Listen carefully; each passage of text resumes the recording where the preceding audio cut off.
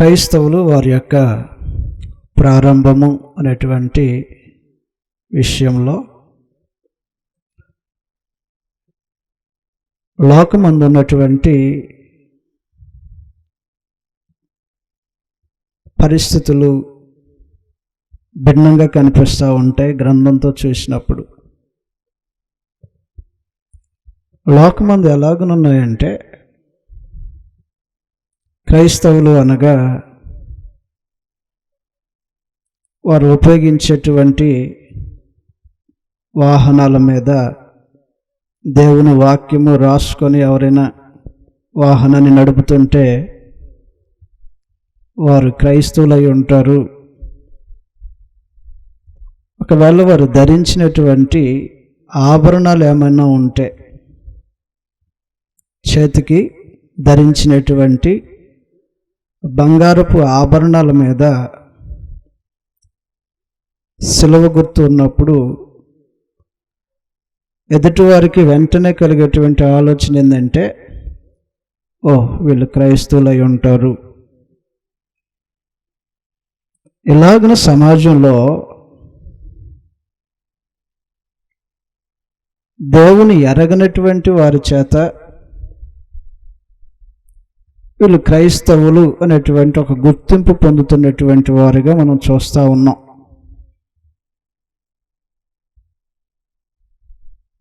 అందువలన అసలు వాస్తవంగా క్రైస్తవులు ఎవరు, వారి ప్రారంభం ఎలాగున,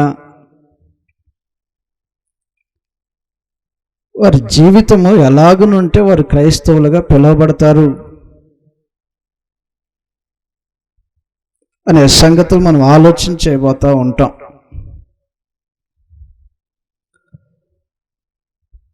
ఎవరినైనా వీరు తమిళియన్స్ అనాలంటే దానికంటూ కొన్ని ప్రాతిపాదికను చూసేటువంటి విషయాలు ఉంటాయి. ఎవరినైనా ఒక వ్యక్తిని ఇతను తమిళియన్ అండి అనాలంటే వేటిని చూసి ఆ మాట మాట్లాడతారు? మొదటిగా భాష ఒకటి ఉంటుంది. భాష మాట్లాడుతుంటే వెంటనే గుర్తించేటువంటి విషయం ఏమంటే ఇతడు తమిళ ప్రాంతానికి చెందినటువంటి వాడై ఉంటాడు అనేటువంటి అభిప్రాయానికి వస్తాం.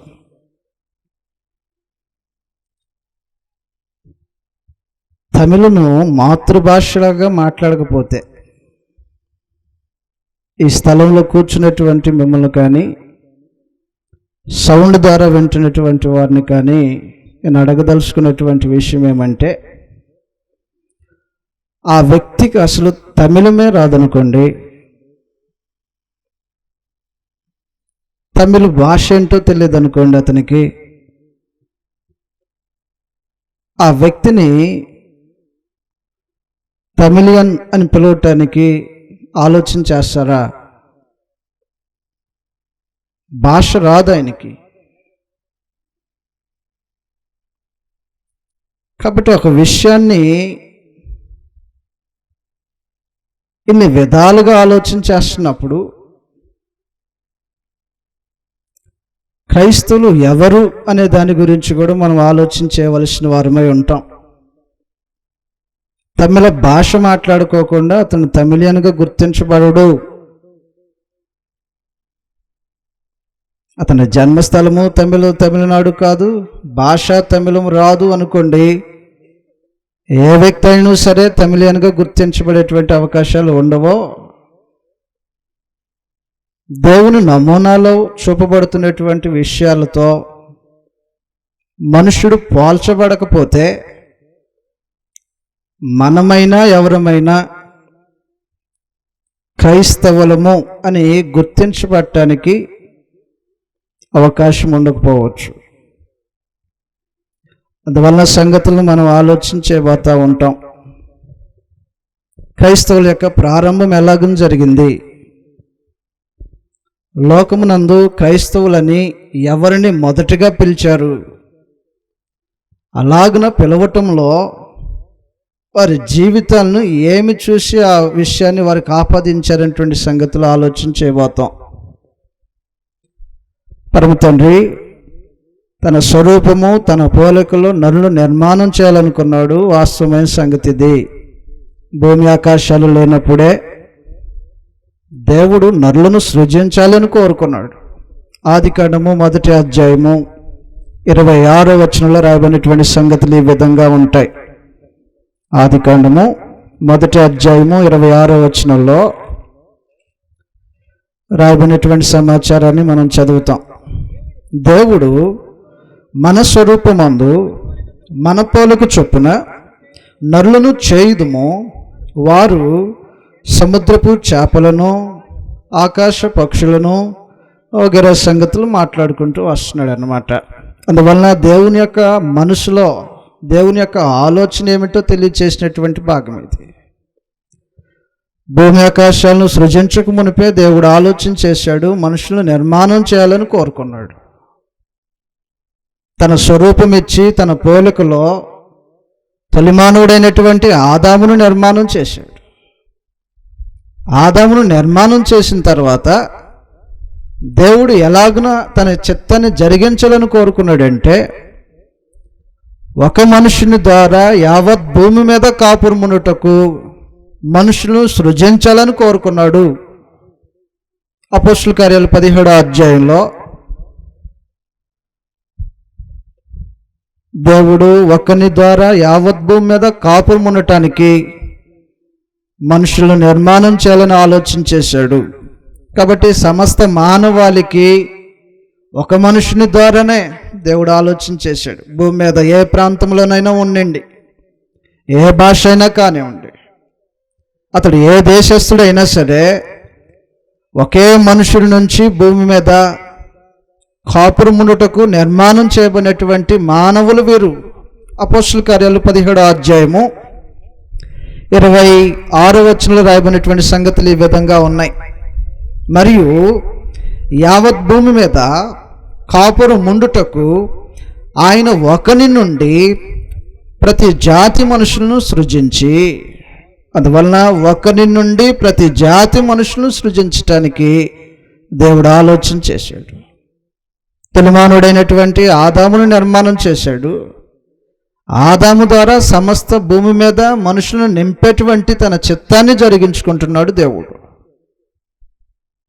అందువలన దేవుని యొక్క పోలిక, దేవుని యొక్క స్వరూపములో నిర్మించబడినటువంటి వాడికి పాపము లేదు, పాపము చేసినటువంటి వాడు కాదు.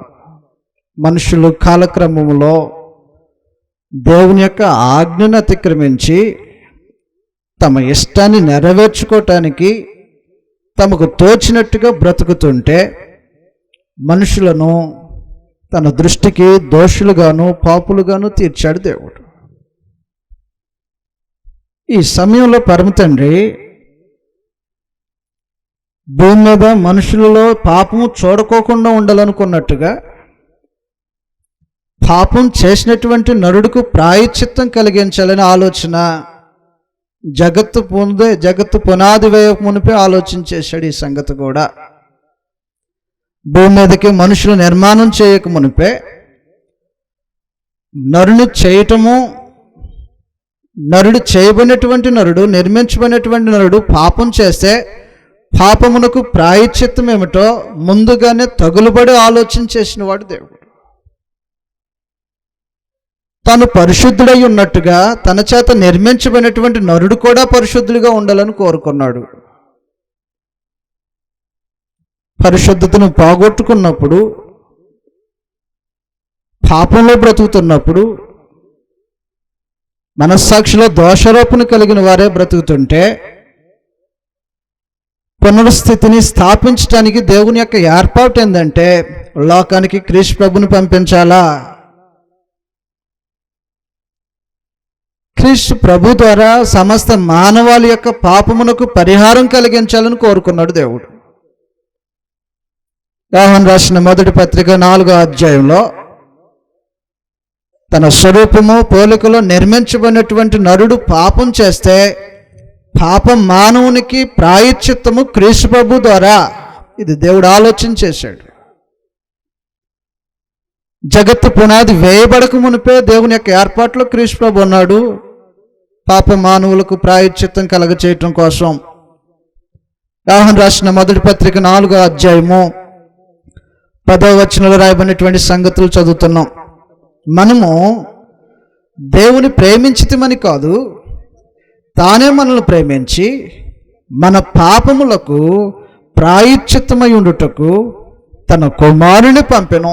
అందువలన క్రీస్తు ప్రభు లోకానికి రావలసినటువంటి పరిస్థితులు ఉన్నాయి. రక్తమాంసాలు లేనివాడు,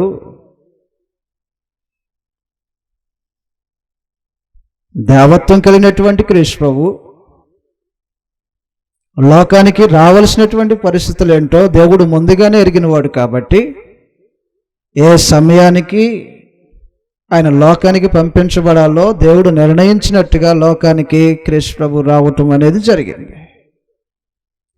ప్రభువైన యేసు లోకంలో జన్మించారు, ఒక కన్యక గర్భమందు జన్మించారు. కాబట్టి బాల్య దినాలు అద్భుతమైనటువంటి జీవితాన్ని గడుపుతూ ఉన్నాడు క్రీస్తు. బాల్యం నుంచే దైవభక్తి కలిగినటువంటి వాడిగా వాడుక చొప్పున యెరూషలేము ప్రాంతానికి వెళ్తూ ధర్మశాస్త్రం ఆజ్ఞాపించినటువంటి వాటన్నింటినీ జరిపించేటువంటి వాడిగా క్రీస్తు ప్రభు యొక్క జీవితము బాల్యం గడిచిపోతూ ఉంది. ప్రభువైన యేసు వయసులో ఎదుగుతున్నాడు. ఆయన మాటలు గమనిస్తున్నటువంటి సమాజం ఆయన మీద దృష్టి పెట్టడం మొదలుపెట్టింది. అప్పటి వరకు ఎందరో మనుషులను చూస్తుంటుంది ఆ లోకం, ఆ ప్రాంతం. ఎందరో మనుషుల యొక్క ఆలోచనలు ఎలాగుంటాయో చూస్తుంటారు, వారి మాటలు ఎలాగుంటాయో చూస్తుంటారు, వాళ్ళ బ్రతుకు ఎలాగుంటుందో చూస్తుంటారు. కానీ ఇప్పుడు చూసినటువంటి ఆయన డిఫరెంట్, ప్రత్యేకించబడి కనబడతా ఉంటుంటాడు. యథార్థత ఉంది జీవితంలో. ఏది మాట్లాడినటువంటి సత్యమే మాట్లాడుతున్నాడు.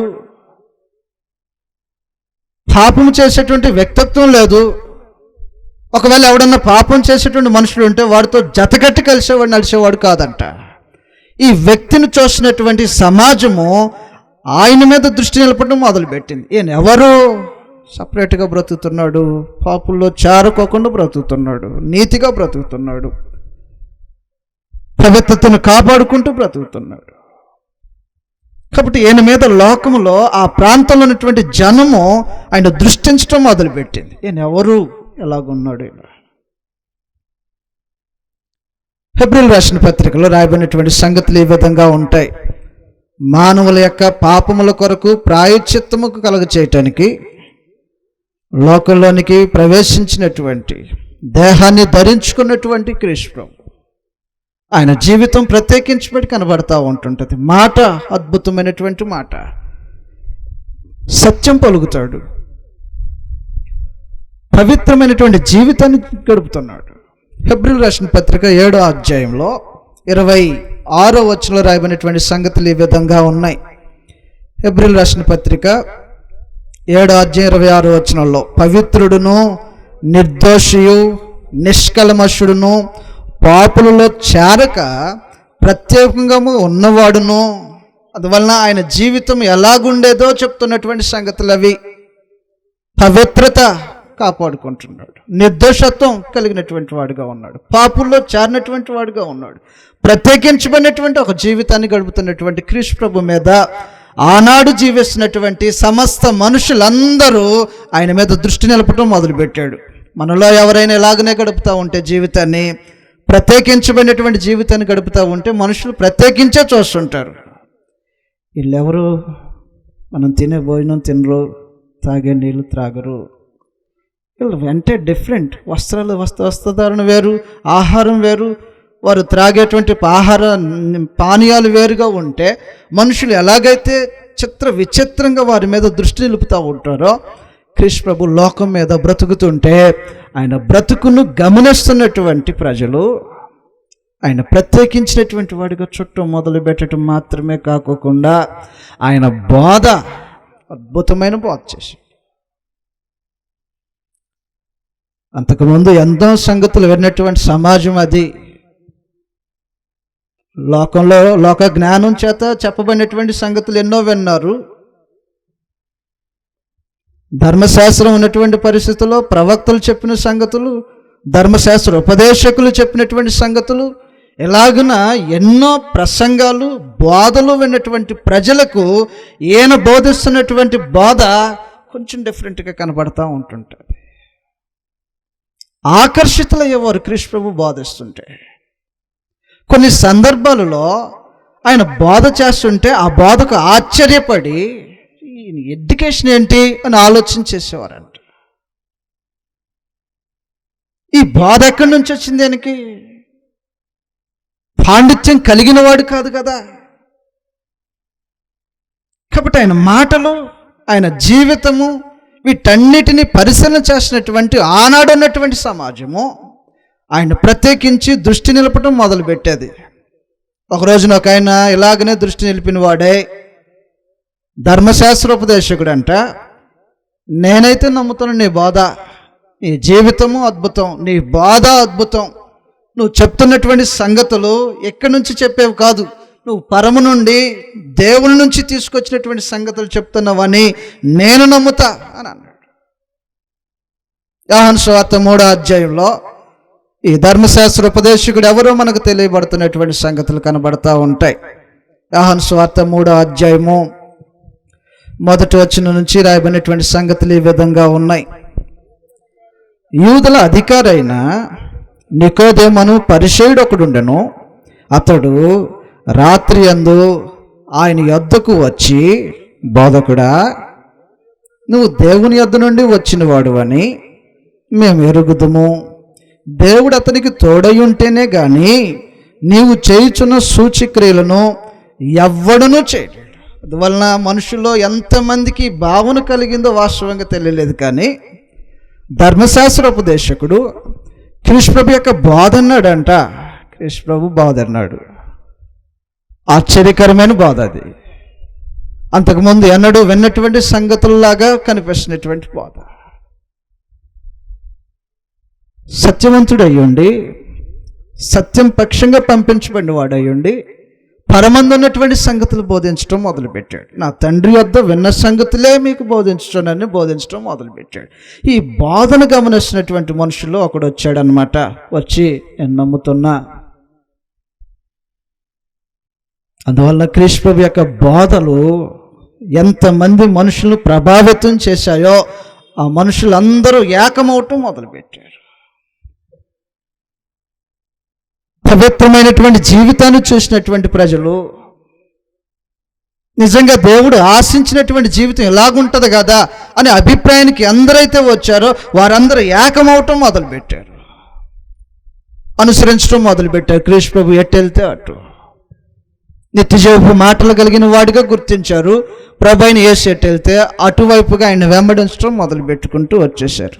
అప్పటికే ప్రభు అయిన యేసు మీద నమ్మకం, ఈయన ఏం చెప్పినా నిజమే చెప్తాడు, మొహమాటం లేకుండా చెప్తాడు, సత్యం చెప్తాడు, నిత్య జీవానికి మార్గం ఏంటో ఆ బోధ చేస్తాడేనా అనేటువంటి భావన కలిగినటువంటి ప్రజలందరూ ఏకమయ్యి ఆయన వెంబడించడం మొదలుపెట్టేశారు.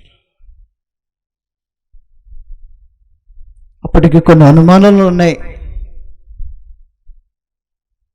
ఒక ప్రక్క ఆయన చేసినటువంటి కార్యాలను చూసినప్పుడు మాత్రము అనుమానాలన్నీ చెరిగిపోతా ఉన్నాయి.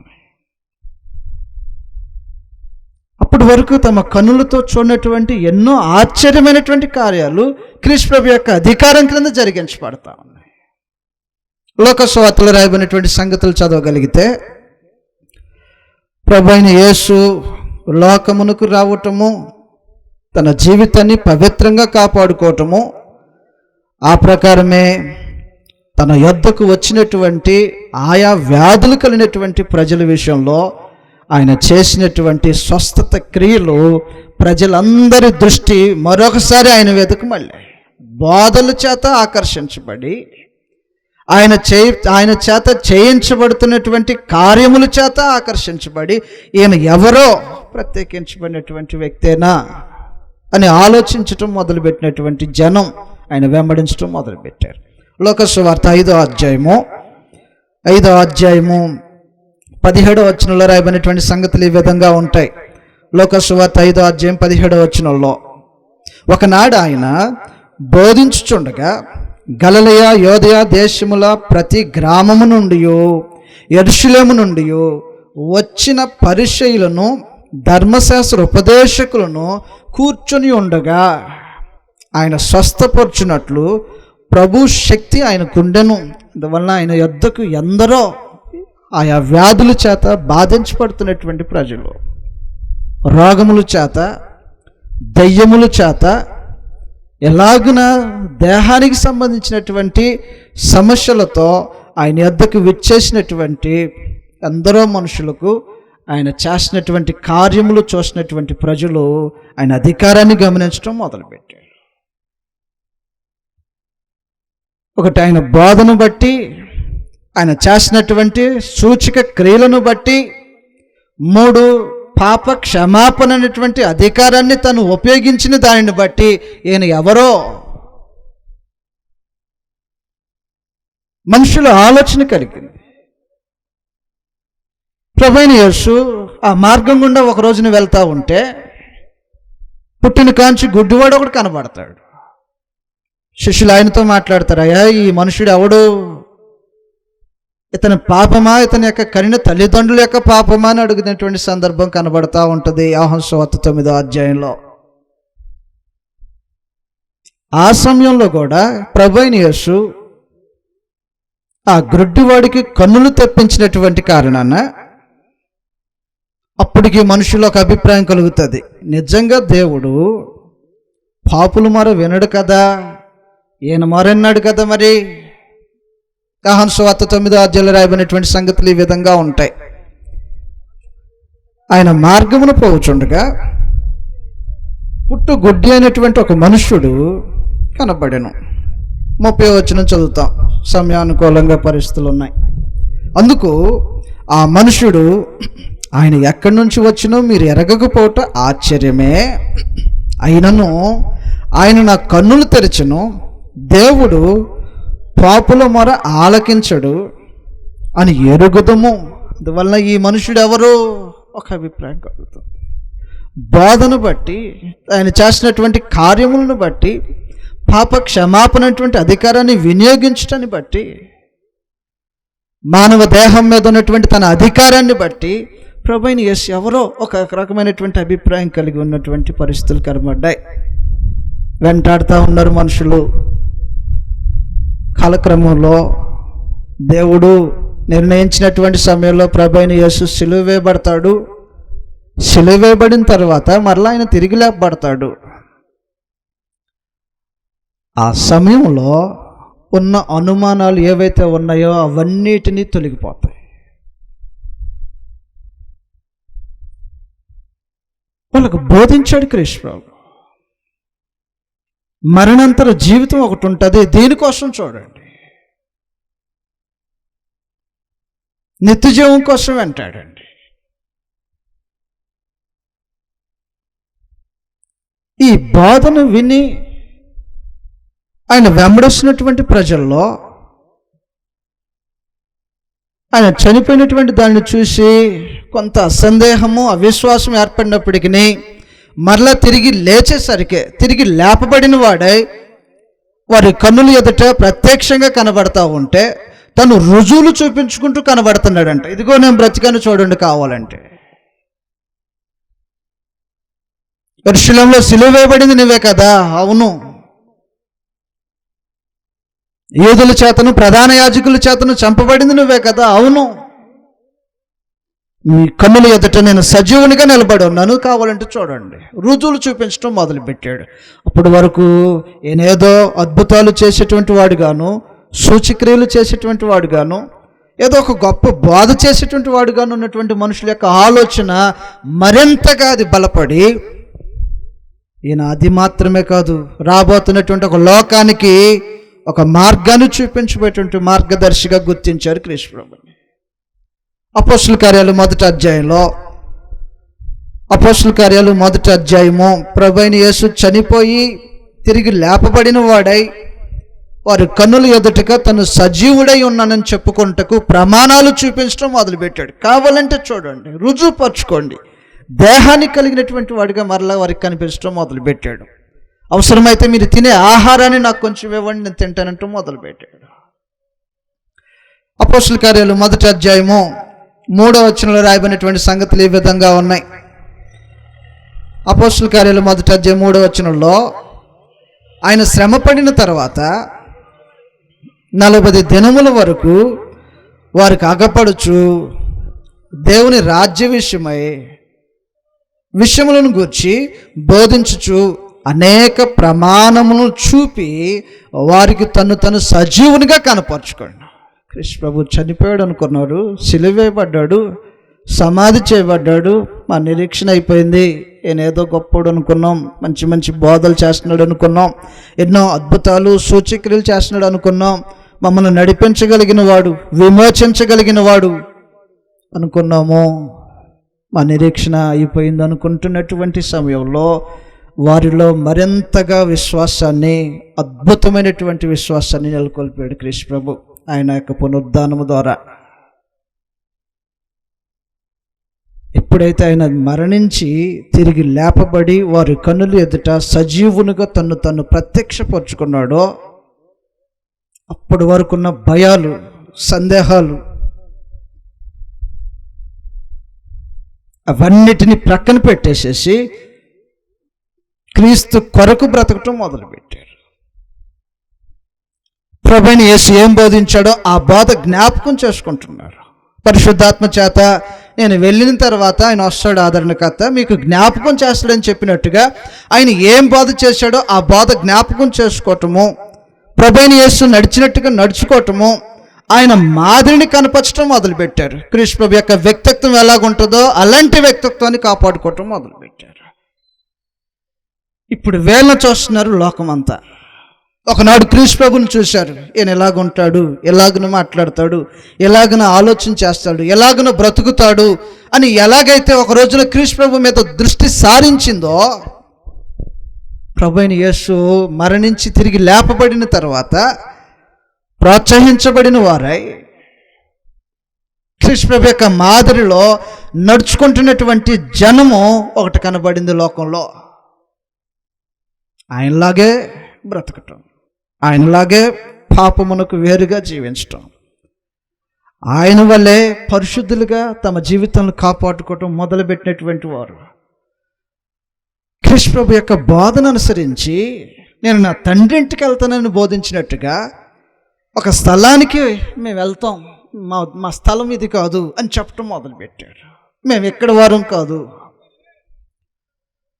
మా స్వాస్థ్యం ఎక్కడ లేదు, మేము ఒక స్థలానికి వెళ్ళవలసిన వారము అని ఎలాగైతే ఈ జీవితాన్ని మొదలు పెట్టేసేసారో, ఇప్పుడు వీళ్ళని పరీక్షిస్తున్నటువంటి వారికి వీళ్ళలో ఏం రిఫ్లెక్ట్ అవుతుందంటే, ఒకరోజు నేను కూడా ఏ క్రీస్తు ప్రభులాగే ఉన్నారేంటి, వీళ్ళు కూడా క్రీస్తు ప్రభు యొక్క ఆలోచనలు కనబడుతుంది ఏంటి, క్రీస్తు ప్రభు యొక్క జీవితం కనబడుతుంది ఏంటి, ఆలోచన చేయటం మొదలుపెట్టారు.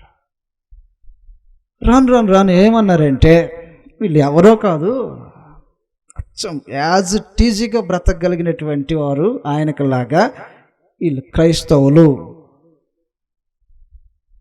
అపోస్తలుల కార్యాలు 11వ అధ్యాయంలో అలాగను లోకమందు క్రైస్తవులుగా పిలువబడినటువంటి వారు ప్రారంభించబడ్డారు. ఆయన జీవితాన్ని చూసి, ఆయన బోధను చూసి, మనుషుల్లో ఆయన కల్పించినటువంటి విశ్వాసాన్ని చూసి, రాబోతున్నటువంటి జీవితానికి సంబంధించినటువంటి సూచనలను చూసిన వారై ఆయనకులాగా బ్రతకటం, ఆయనకులాగా జీవించటం, ఆయన వల్లే దేవుని యొక్క ఆజ్ఞలకు, దేవుని యొక్క చిత్తానికి తమను అప్పగించుకోవటం ఎప్పుడైతే ప్రారంభించారో, ఆ జనాన్ని చూసినటువంటి వారు ఏమంటాం మొదలుపెట్టారంటే, వీళ్ళు ఎవరో కాదు, ఆయన ఫాలోవర్స్, అనగా క్రైస్తవులు వీరు. అంతేకాని బండి మీద సిలువ గుర్తేసుకున్నటువంటి వారిని చూసి ఈ రోజున సమాజం వీళ్ళు చెప్పాల్సిన అవసరం లేదు, వీళ్ళ గురించి స్పెషల్లీ అడ్రస్ ఇవ్వాల్సిన అవసరం లేదు. దేనిని బట్టి? బండి మీద సిలువ గుర్తుంది, ఇంట్లో క్రీస్తు ప్రభు బొమ్మ ఉంది, గోడల మీద దేవుని వాక్యాలు రాసుకొని ఉన్నారు. ఏమనిపించింది భావన? వెంటనే వీళ్ళు క్రైస్తవులు అనుకుంటా. ఎలాగన ప్రారంభించబడ్డ క్రైస్తవ్యం? అపోస్తలుల కార్యాలు 11:26 రాయబడినటువంటి సంగతులు ఈ విధంగా ఉంటాయి. వారు కలిసి 1 సంవత్సరం అంతయు బహుజనులకు వాక్యమును బోధించిరి. మొట్టమొదట అంతియోకియలో శిష్యులు క్రైస్తవులు అనబడిరి. ఇది నాంది పలికింది లోకమంతా. వీళ్ళు క్రీస్తులాగా బ్రతుకుతారు, క్రీస్తులాగా దేవుని యొక్క చిత్తాన్ని నెరవేర్చుతారు, క్రీస్తు వలె వారు వెళ్ళవలసిన స్థలం కొరకు సిద్ధపడతా ఉంటుంటారని ఏ మోటివ్ అయితే ఆ జనంలో కనపడిందో వారిని క్రైస్తవులు అని పిలిచారు. ఎలాగిన లోకమందు క్రైస్తవులుగా పిలువబట్టం ప్రారంభించబడింది. అందువల్ల క్రైస్తవుల ఆరంభం ఎలాగన జరిగిందో సంక్షిప్తంగా కొన్ని సంగతులు ఆలోచించేసాం మనం. ఈ రోజున క్రైస్తవులు అనగా ఎవరై ఉంటారనే సంగతులు 4 సంగతులు మాట్లాడబోతున్నాం త్వరగా. 1, నేడు మనము క్రైస్తవులము అని చెప్పుకోవటంలో మొదటగా వారు సత్యవాక్యం వలన జన్మింపబడిన వారైతే క్రైస్తవులు అయ్యే అవకాశం ఉంటుంది. సత్యవాక్యం ఏమిటో మనకు తెలియకపోతే క్రైస్తవులు అయ్యే అవకాశం ఉండదు. యాకోబు పత్రిక 1వ అధ్యాయంలో రాయబడినటువంటి సంగతులు ఈ విధంగా ఉన్నాయి. యాకోబు పత్రిక 1వ అధ్యాయంలో యాకోబు పత్రిక 1వ అధ్యాయము 18వ వచనంలో రాయబడినటువంటి సంగతులు మనం చదువుతాం. ఆయన సృష్టించిన వాటిలో మనము ప్రథమ ఫలముగా ఉండుటకు సత్యవాక్యము వలన మనలను తన సంకల్పం ప్రకారము కనెను. అందువలన క్రైస్తవులు అవుగుటకు నేడున్నటువంటి మనుషులు క్రైస్తవులని పిలువబడాలంటే సత్యవాక్యము వలన సంకల్పం ప్రకారం కనబడాలి. వారు క్రైస్తవులై ఉంటారు, క్రైస్తవులుగా బ్రతికేవారై ఉంటారు, క్రైస్తవ జీవితాన్ని ప్రారంభించిన వారై ఉంటారు. లోకమందు అనేకమైనటువంటి బాధలు ఉన్నాయి. వాక్యము ప్రకటించబడట్లేదా? ఉదయం లేచిన దగ్గర నుంచి సాయంత్రం వరకు ఏదో ఒక మాధ్యమంలో దేవుని యొక్క మాటలు వినటము, వినిపించటము, ప్రకటించటము లోకమందు విరివిగా అనేక స్థలాల్లో బోధించబడుతున్నటువంటి మాటలుగా దేవుని యొక్క వాక్యము వినిపిస్తూ ఉంది. అయితే ఆ వాక్యము సత్యవాక్యమై ఉండకపోతే వాక్యములోనే అసత్యత ఉంటుందా? దాంట్లో సత్యం ఎప్పుడైతే లోపిస్తుందో అది అసత్యంగా మార్చబడే అవకాశం ఉంటుంది. అబద్ధపు బోధ అయి ఉంటుంది. దానికి ఏమాత్రం కలిపి చెరిపినా అది అబద్ధపు బోధగా మార్చబడుతుంది. మనుషుణ్ణి దేవుని సంకల్పం ప్రకారంగా కనబడుకోకుండా దూరం చేస్తుంది. కాబట్టి క్రైస్తవులు సత్యవాక్యం వలన దేవుని సంకల్పం ప్రకారంగా కనబడిన వారైతే వారు క్రైస్తవులై ఉంటారు. 2, ప్రభువైన యేసు యొక్క అధికారానికి తమ సంపూర్తిగా అప్పగించుకున్నవారు ఆయన క్రైస్తవులు. ప్రభువుని హృదయంలో ప్రతిష్ఠించుకుంటారు. ఇక మీదట మా ఇష్టం కాదు ఆయన ఇష్టమే అనేలాగా బ్రతుకుతూ ఉంటుంటారు. అపోస్తలుల కార్యాలు 3వ అధ్యాయంలో దేవుడు కోరుకున్నాడంట క్రైస్తవులు ప్రారంభించబడితే, క్రైస్తవ జీవితాన్ని ప్రారంభించిన వారైతే మీ హృదయంలో క్రీస్తు ప్రతిష్ఠించబడి ఉన్నాడా ప్రభువుగా? అపోస్తలుల కార్యాలు 2వ అధ్యాయంలో రాయబడినటువంటి సంగతులు ఈ విధంగా ఉంటాయి. 2వ అధ్యాయము 21వ వచనంలో రాయబడినటువంటి సంగతులు చదువుతాం. 22 చదువుతాం. ఇశ్రాయేలు వారులారా నా మాటలు వినుడి.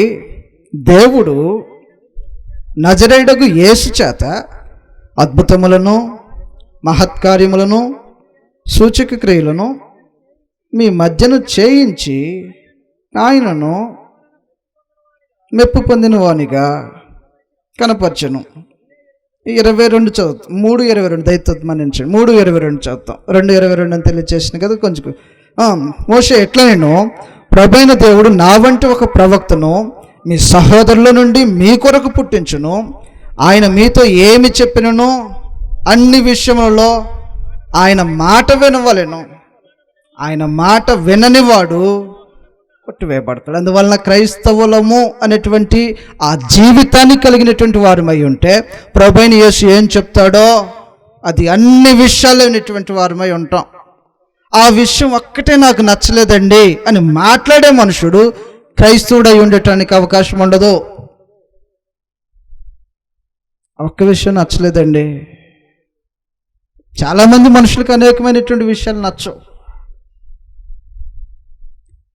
ఏ మనుషులైనా సరే దేవుని యొక్క గ్రంథాన్ని తీసి ఈ విషయానికి సంబంధించి ఎలాగనూ రాయబడి ఉంది గ్రంథంలో అంటే ఆ ఒక్క విషయంలో మాత్రం మేము మార్చుకోలేమండి దయతో అని మొహమాటం కొద్దిగా మాట్లాడేటువంటి మనుషులు ఉంటే ఆ మనుషులు క్రీస్తు యొక్క అధికారానికి లోబడిన వారు కాదు.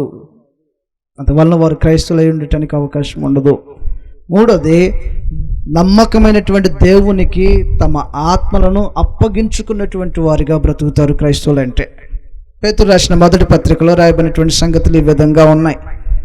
ఇలాగన అనేకమైనటువంటి సంగతులు చెప్పవచ్చు, సమయాభావాన్ని బట్టి మనం ముగించబోతున్నాం. పేతురు రాసిన మొదటి పత్రిక 4వ అధ్యాయము 19వ వచనంలో రాయబడినటువంటి సంగతులు ఈ విధంగా ఉంటాయి. 4:19 కాబట్టి దేవుని చిత్త ప్రకారము బాధపడువారు సత్ప్రవర్తన గలవారై నమ్మకమైన సృష్టికర్తకు తమ ఆత్మలను అప్పగించుకొనవలెను. తమ ఆత్మను అప్పగించుకునేటువంటి వారై ఉంటారు భూమి మీద. ఏదైనా జరగని దేవుని యందు విశ్వాసంతో బ్రతుకుతూ తమ ఆత్మలను ఒకరి చేతులు అప్పగించుకునేటువంటి ప్రజల్లాగా భూమి మీద బ్రతుకుతూ ఉంటుంటారు క్రైస్తవులు అంటే. 4వది, రాబో జీవము కొరకు భూమి మీద సిద్ధపడిన వారై వాస్తవమైన జీవాన్ని సంపాదించుకోవటం కొరకు వారు ఈ లోకమందుండి మంచి పునాదులు వేసుకుంటూ ఉంటుంటారు. వారు క్రైస్తవులుగా పిలువబడ్డారు, వారు క్రైస్తవులై ఉంటారు. కాబట్టి ఎలాగన క్రైస్తవులుగా మలచబడినటువంటి వారికి ప్రామాణికంగా స్టాండర్డ్గా ఒకటి ఉంటుంది. ఎక్కువసేపు మాట్లాడలేదు, సమయం తక్కువ కాబట్టి. క్రైస్తవుల యొక్క ప్రామాణికం ఏంటి? ఆరంభము వారు ఎవరిని క్రైస్తవులు అన్నారు, ఎలాగూ బ్రతికితే ఈ రోజున మనల్ని క్రైస్తవులు అనబోతారు అనే సంగతులు మన గ్రంథంలో ఆలోచన చేశాం. కాబట్టి క్రైస్తవుల యొక్క ప్రామాణికం ఏంటి, వారికి ఉన్నటువంటి స్టాండర్డ్ ఏంటి, దేనిని ఆధారం చేసుకోవాలి, దేని మీద వారు ప్రతిదానికి తమ జీవితాలను సరిచూసుకోవటానికి ఏదన్నా ఉందా, ప్రామాణికం అంటూ ఏదన్నా ఉందా? భారతదేశంలో బ్రతుకుతున్నాం కాబట్టి రోడ్డు మీద వెహికల్ నడిపించాలంటే ఏ సైడ్ నడిపించడానికి మనకు హక్కు ఉంది? ఇటు సైడ్ లేదా రైట్ సైడ్ నడపడానికి కుదరదా? ఒకవేళ రైట్ సైడ్లో 70 స్పీడ్ మీద వెళ్ళిపోతున్నాడు అనుకోండి మనిషి, సడన్గా అటు నుంచి ఏదైనా వెహికల్ వచ్చేసింది అనుకోండి, వచ్చేవాడు వెంటనే ఆయన ఆఫ్ చేసి బండి ఈయన ఆఫ్ చేసి ఇది పని చేస్తుందా అంటాడు. ఎందుకు అన్నాడు ఆ మాట? ఎక్కడ తోలుతున్నావు బండి, ఏ వైపు తోలుతున్నావు బండి, ఏంటి స్పీడు, అసలు ఇది ఏమైనా పని చేస్తుందా, అసలు నీకు ఎవరు లైసెన్స్ ఇచ్చా, డ్రైవింగ్ లైసెన్స్? వెంటనే స్పందిస్తున్నారు కదా. రాంగ్ రూట్లోకి వెళ్ళిపోతే, ఒకవేళ డ్రైవ్ చేసేటువంటి మనుషుడికి స్పృహ లేకపోతే ఎదుటిగా వచ్చేటువంటి మనుషుడు మాట్లాడుతున్నాడు, సెన్స్ ఉందా అంటున్నాడు కదా. క్రైస్తవులు చేసినటువంటి దేనికైనా సరే సెన్స్ ఉందా అసలు అని మాట్లాడే వాళ్ళు ఉన్నారా? బ్రదర్ మీ విశ్వాసం మీదండి, మా విశ్వాసం మాదండి అని ఇశ్రాయేలు జనాంగం ఒక రోజున ఎలాగైతే వారిలో రాజు లేనందువలన తమకు ఇష్టం వచ్చినట్టుగా తమ దృష్టికి సరైనది ఏదైతే అనిపిస్తుందో అది దానిని చేసుకుంటూ వెళ్ళిపోయారంట. ఒక రోజున రాజు లేనటువంటి కార్యక్రమాలు ఎలాగైతే ఇశ్రాయేలు జనాంగంలో జరిగాయో, నేడున్నటువంటి క్రైస్తవ సమాజాలు ఎలాగుందంటే మనకంటూ ఒక ప్రామాణికము, ఒక ఆధారంగా ఎంచుకోవాల్సినటువంటిది దేవుని యొక్క లేఖనాలు అయి ఉంటే దీన్ని వదిలేసేసి మేము ఇలాగ ఉంటామండి, మీరు అలాగుంటారా, మీరు ఉంటే ఉండండి, మమ్మల్ని అయితే డిస్టర్బ్ చేయొద్దు అని అపవాది లేదా దయ్యములు క్రీస్తు ప్రభు ఎదుటబడినట్టుగా, ప్లీజ్ మా దారి మాది, నీ దారి నీది, నీ దారిలోకి మేము రాము, మా దారిలోకి నువ్వు రావద్దు, ఇద్దరు డైవర్షన్ తీసుకోవటానికమ్మా, నువ్వు ఇట్టెళ్ళు నేను ఎట్టెళ్ళు. ఈ రూపంలో నేడు క్రైస్తవ్యం అనేది ఉంది. ప్రశ్నించేవారు లేరు, బోధ చేసేవాడికి స్పృహ లేదు, వినే మనుషులకు స్పృహ లేదు. మనం చేస్తున్నది ఏంటి? లేఖనానుసారమా కాదా? ఒక క్రైస్తవుడు ప్రామాణికంగా తీసుకోవాల్సినటువంటిది ఒపీనియన్స్ కాదన్నమాట. మనుషుల యొక్క అభిప్రాయాలు స్టాండర్డ్ అయి ఉండవు. నాకొక ఆలోచన ఉంటుంది, మీకొక ఆలోచన ఉంటుంది, లోకమందు ఉన్నటువంటి అనేకమైన ఆలోచనలు ఉంటాయి. మానవ అభిప్రాయాలు క్రైస్తవ జీవితాన్ని గడపటానికి ప్రామాణికతలై ఉండవు. ఒపీనియన్గానే ఉండిపోతుంది. రెండు, క్రైస్తవ జీవితాన్ని గడపటంలో ధర్మశాస్త్రము ప్రామాణికమై ఉండదు. ధర్మశాస్త్రం అనేకమైనటువంటి సంగతులు నేర్పించింది. మత్తయి సువార్త 15:7 మొదటి దానికి సమాచారం, మనుషులు కల్పించిన పద్ధతులు అని అన్నాడు కదా. ఇవి మానవ ఒపీనియన్స్ నుంచి వచ్చినటువంటి ఆలోచనలు క్రైస్తవ జీవితానికి ఆధారమై ఉండవు. ఇలాగను బ్రతకటానికి అవి ఆజ్ఞలై ఉండవు. రెండు, ధర్మశాస్త్రం అయి ఉండదు క్రైస్తవ జీవితానికి. ధర్మశాస్త్రాన్ని నెరవేర్చినటువంటి వారు, ధర్మశాస్త్రంలో బ్రతికి దాన్ని విడనాడి బయటకు వచ్చినటువంటి ప్రజలు మాట్లాడింది ఏంటంటే, నీతి ధర్మశాస్త్రం వలన అయినట్లయితే ఆ పక్షమందు క్రీస్తు చనిపోవటం వ్యర్థం కదా. అంటే ధర్మశాస్త్రం ఏదైతే ఒక పద్ధతి నేర్పించిందో అది కానీ, ధర్మశాస్త్రం నేర్పించినటువంటి పండుగలు ఏవైతే ఉన్నాయో అవి కానీ క్రైస్తవ జీవితానికి ప్రామాణికమై ఉండదు. మరి క్రైస్తవ జీవితానికి ప్రామాణికం ఏంటి? దేవుని యొక్క వాక్యం. ఇందును గూర్చి లేఖనం ఏమి చెప్పుచున్నది?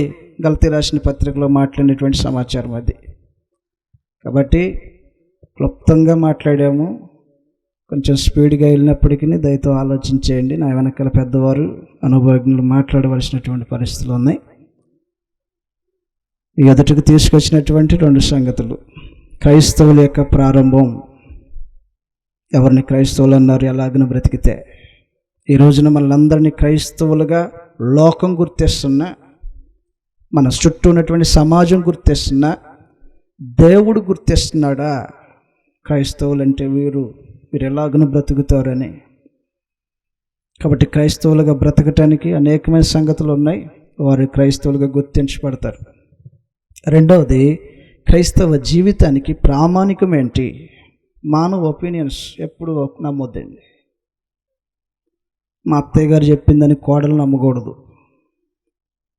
మా ఇంటి పేరట ఆయన చెప్పాడు, ఇక్కడే పెట్టుకున్నాం మనం ప్రార్థన, రండి, నమ్మొద్దు. లేఖనాలు ఏం చెప్తున్నాయి? లేఖనాలే ప్రామాణికమై ఉంటాయి.